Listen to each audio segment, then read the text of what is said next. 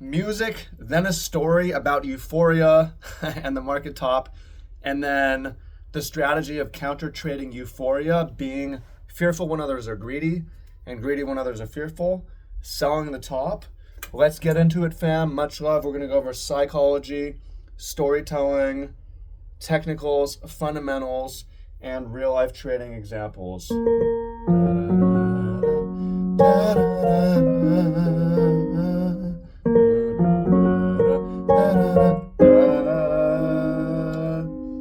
about the marimba?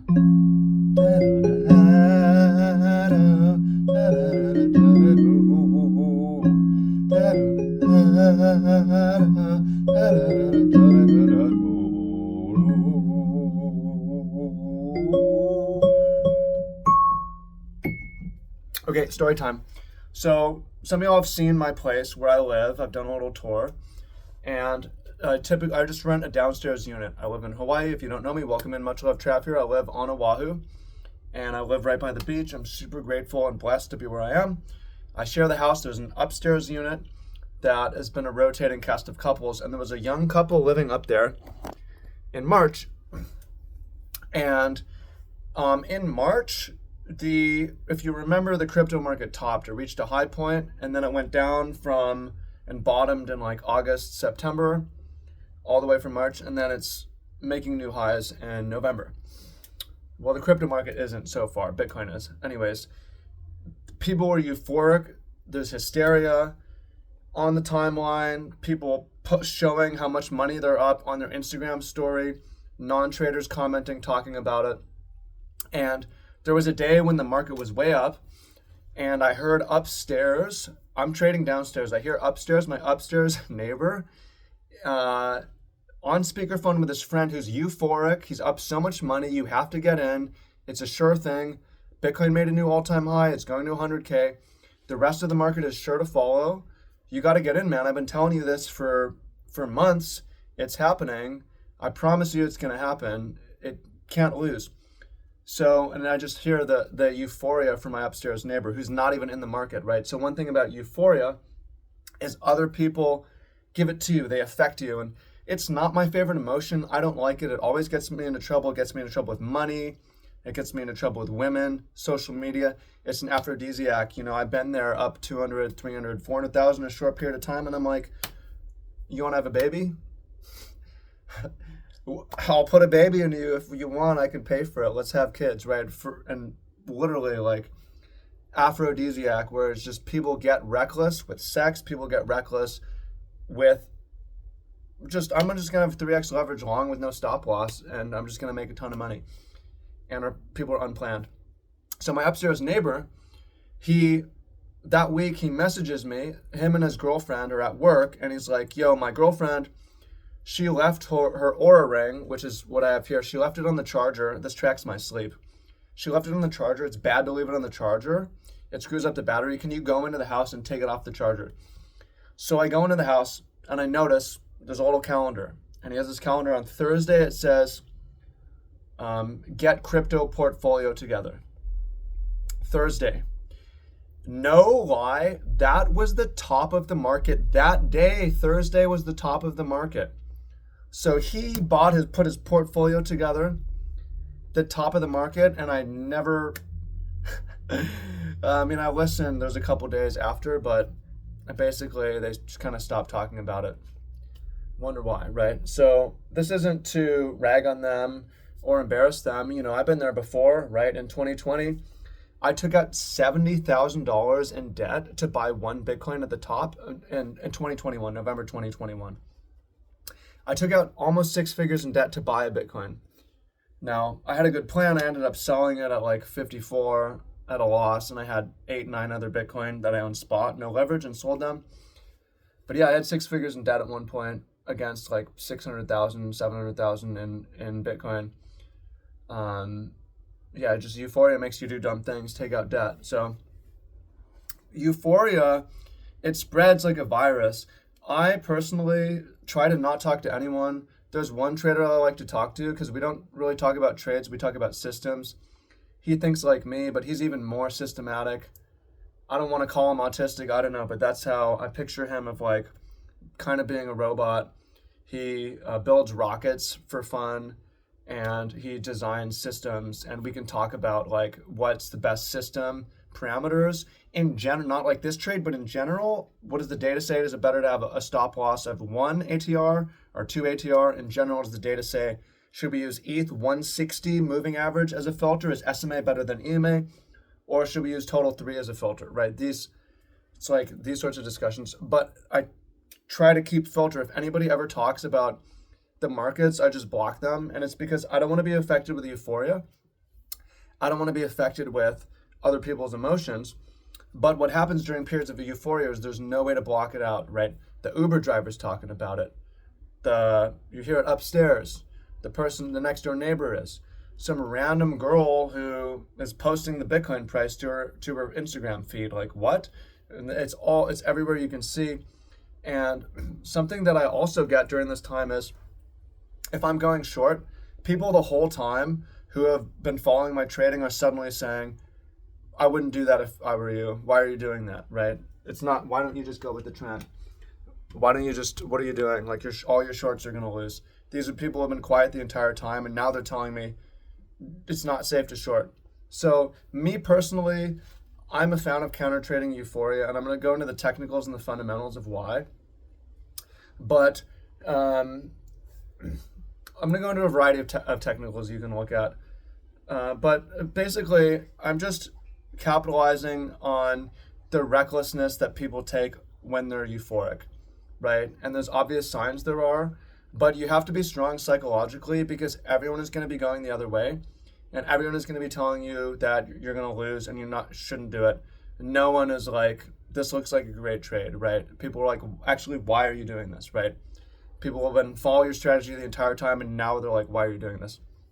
So what happens in the crypto markets, particularly when there's euphoria, is there's a huge amount of leverage that builds up. So for instance, I don't know what's going to happen right now, but I'm watching Doge, and I'm watching Doge because it's in my feed, it's in my YouTube comments. In a short period of time, say like a week or 2 weeks, it went from 10 cents to 30 cents, okay? 30 cents was the high from August, and it failed under that. So it's at a place in a chart where it could sell off. Now, as price moved up, I noticed that all the shorts got stopped out, because you can see like the proportion of longs to shorts is called the funding rate. And the leverage went from 0.8 billion or 800 million to 1.8 billion. So from price going to 10 to 30, from 10 cents to 30 cents, $1 billion of leverage longs entered to move the price up, right? Now, this really matters knowing that it's leverage, because if leverage didn't exist, the people at 30 cents, they can hold forever. They don't have to get out, right?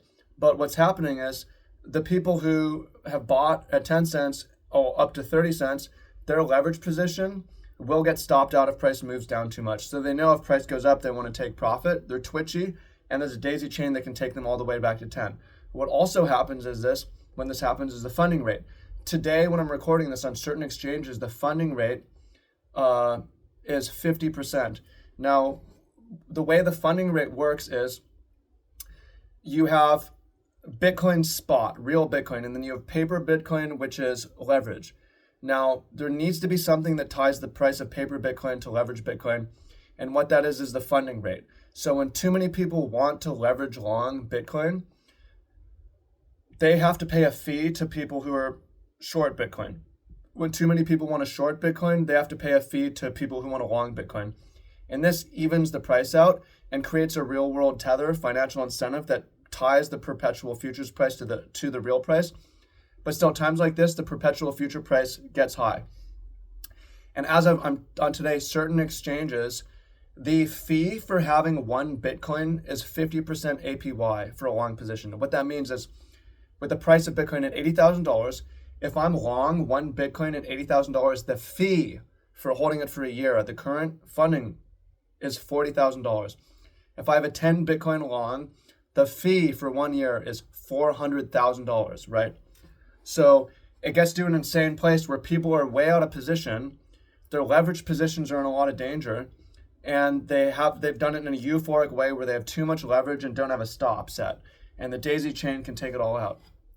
And also, you should know that in general, there's a 4-to-1 ratio of leverage trading to spot trading in the market. So there's like $100 million of, $1,000 million of longs that came into Doge, $1 billion of longs that jacked up the price. Now, 1-to-4 ratio, there may be only $250 million of people who bought Doge. So there's this massive discrepancy of prices pumped up on roughly like $750 million of leverage that may need to come out, right? So from a technical perspective, here's the thing. And there's another one is also you use crypto fear and greed. This isn't my favorite, but price will get to an extreme greed and price will be at extreme fear. When price is at extreme greed, I really like to be a seller. When price is at extreme fear, I really like to be a buyer.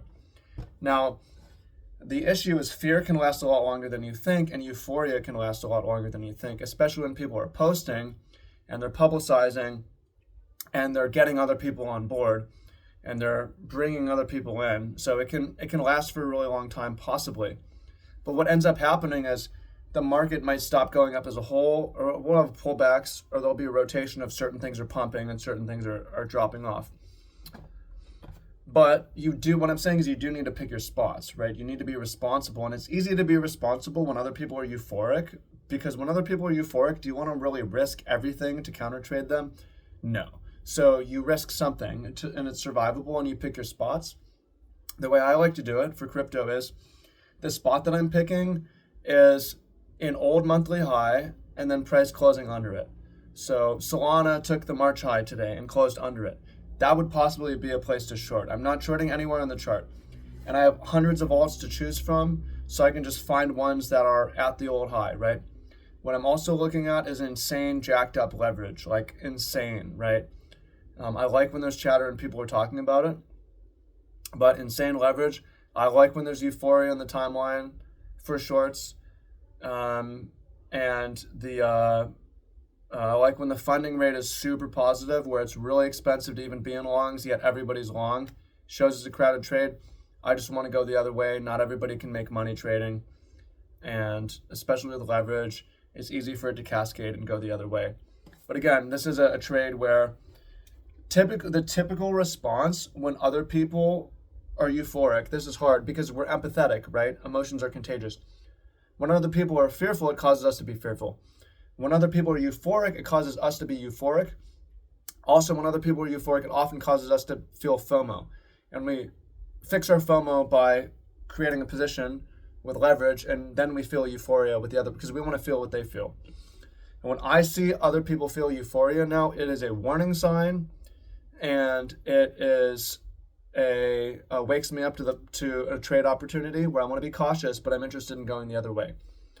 When people text me now and say something's going to the moon, now I want to immediately sell that thing if possible, right? Just the way people work. They're buying the absolute top day, like my upstairs neighbor that bought the highest day of the year. This is not a trader. He hasn't traded crypto in years. The day that he bought is the highest day in years, above and before, or before and after, right? Crazy. So again, this is a strategy and it works sometimes, not all the time. You have to be careful with it. But I've given you the psychological things that happen when people become euphoric and the risks that they take and how that plays out in leverage in the market and how you can read that leverage using perpetual futures data, and where you can pick on the chart to choose your battles, and then also risk management. But I think risk management is easier shorting euphoria, selling euphoria, than it is buying euphoria. Like going with euphoria, you tend to forget risk. And it can be hard to even size up appropriately when you're trading against euphoria because everyone's telling you you're wrong. But that's where I want to be in the market, is everyone telling me that I'm wrong. That's where I want to be, right? If everyone's going the same way as me, I'm concerned. I want to swim the other way. And I might be early, but that's why I use risk management.